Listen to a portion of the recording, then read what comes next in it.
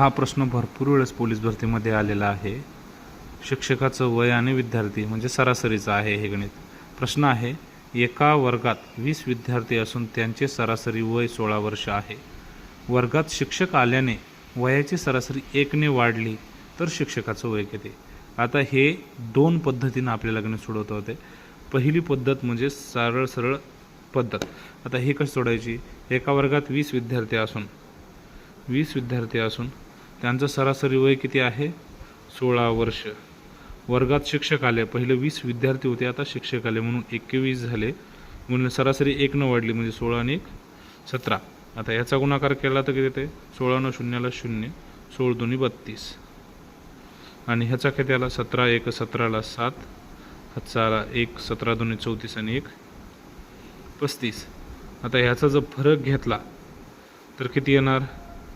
20 आणि 30 50 37 म्हणजे शिक्षकाचं वय किती आहे? 37 वर्ष. आता ह्याच्या पद्धतीनं शॉर्ट पद्धत कशी काढायची? ज्या वेळेस सरासरी 1 न वाढलेली असते, परत आहे का?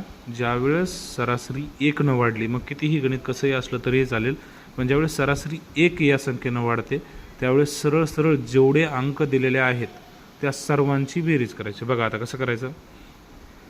सुरुवातीला 20 विद्यार्थी अधिक 16 ने सरासरी वाढलेली आहे अधिक 1 वाढलेली सरासरी. सुरुवातीला 16ची सरासरी दिली होती, 20 विद्यार्थी त्यांच्या वयाची सरासरी 16 आणि वाढली 1 ने.